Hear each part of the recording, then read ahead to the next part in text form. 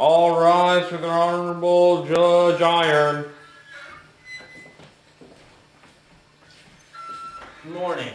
We will now hear the case of Ezikial versus Crate and Barrel. Mr. Johnson, you may call your witness to the stand. I'd like to call Mr. Chuck Malcolm up to the stand. Please put your hand on the Bible. Do you swear to tell the truth, the whole truth, nothing but the truth, so help you God? Yes.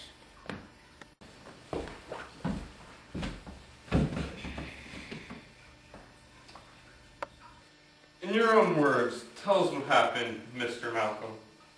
I was shopping for a birthday present for my wife, and over at the vase section, a crazy-head man with an idiotic hat picked up an expensive vase and threw it down. I knew what he was up to. Disrespected hard-working Americans and the products we make. He turned around and gave me a dirty look. He knew I wasn't American, and he was out to get me and steal my freedom that I worked so hard for. So I started to run, and he started to chase me. He was out to kill me, man. Thank you, sir. Mr. Atticus, you may now question Mr. Johnson's witness. Mr. Malcolm, what were you doing in the vase section of Crate and Barrel that afternoon? I said I was looking for a present for my wife. It was almost our anniversary. Did you really see Mr. Penisli throw the vase down? No, but I did see him hold it up, and I heard him drop it, and it sounded like someone smashing their head through a glass window, something like that. Could it really have been you who knocked over the vase? Not at all. I wasn't even close enough to touch it, man.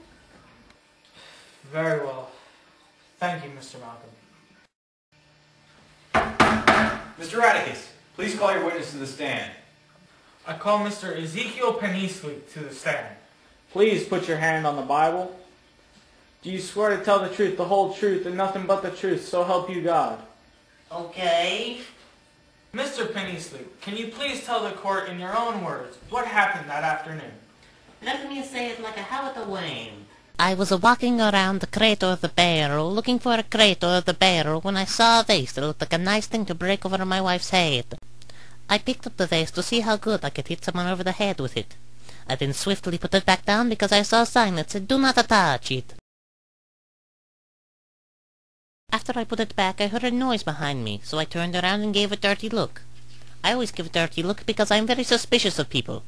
I looked up but I did not see anything. When I turned around, the vase fell and crashed. I noticed Mr. Malcolm running. I think that he needed to go to the bathroom. I think that he needed that raw LA. I had some in my pocket, so I chased after him.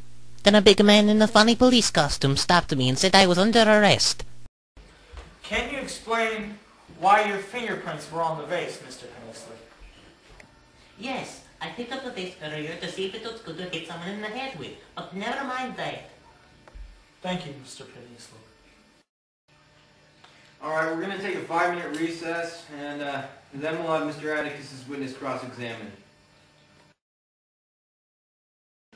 Now, Mr. Penisli, my client is saying you threw down the vase, but you are saying you gently put it down. Now, why would my client be lying? I tell you something, he was probably embarrassed about his small bladder.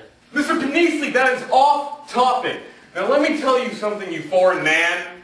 Now you may not be used to how we do it in America, but we do not make up things about bladders. Now why are you lying about this? You know, it's hard to find the truth when you yourself is lying. All right, you scum, I've had enough of you. How?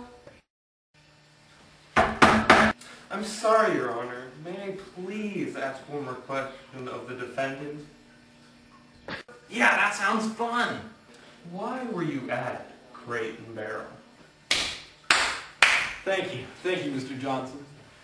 Mr. Atticus, you may proceed with your closing statement. Ladies and gentlemen of the jury, my client is foreign and thus misunderstood. He's a scapegoat in all of this. Why should he stand for something that someone else has done?